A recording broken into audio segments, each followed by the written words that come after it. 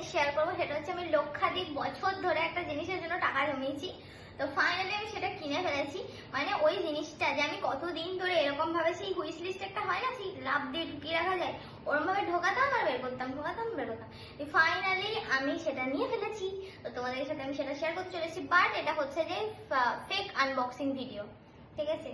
তো এইটা হলো আমার পুরনো ভিভোর ফোনটা, ঠিক আছে? আর এটা রয়েছে কিন্তু 3টে ক্যামেরা।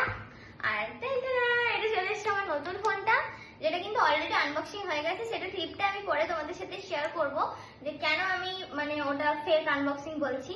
তো এই হলো সেই জিনিসটা।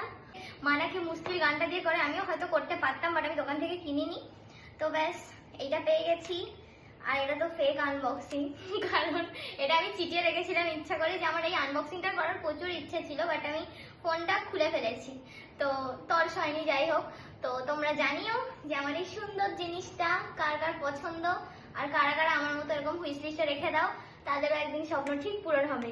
শুধু ভাবতে থাকো বারবার করে যে হবে হবে হবে, আমি যে জিনিসটা বেশি ভাবি সেটা হয়ে যায়। তো ফাইনালি এটা চলে এসেছে। এটা যে কতটা হেল্পফুল, যারা ভিডিও বানায় আর যারা মেকআপ আর্টিস্ট, তারা সবাই জানে, তাদের মানে এটা ড্রিম ফোন। মানে আমার দিদি ভাইয়ের আইফোনটাতে আমি এখন ভিডিও করছি, তো আমার দিদি ভাইয়ের আইফোনটার ফটো কোয়ালিটি বা আইফোনের যে কোনো ক্যামেরার ফটো কোয়ালিটি আমার দারুণ লাগে। তো টাটা। তো আমি তোমাদেরকে বললাম যে আমি শেষে ভিডিও ক্লিপটা অ্যাড করে দেবো। এটার কারণটা হচ্ছে আমি ফ্লিপকার্ট মিনিটসে অর্ডার দিয়েছিলাম, আর এটা আমি একজনের কাছে অর্ডার দিয়েছিলাম। তোমার ডেজার্ট টাইটেনিয়ামটা বেসিক্যালি খুব পছন্দ ছিল, যেই কারণেই তাড়াতাড়ি করে অর্ডার দেওয়াটা নিয়ে নেওয়া। তো এই কারণেই আমার আনবক্সিংটা ফেক হয়ে গেছে।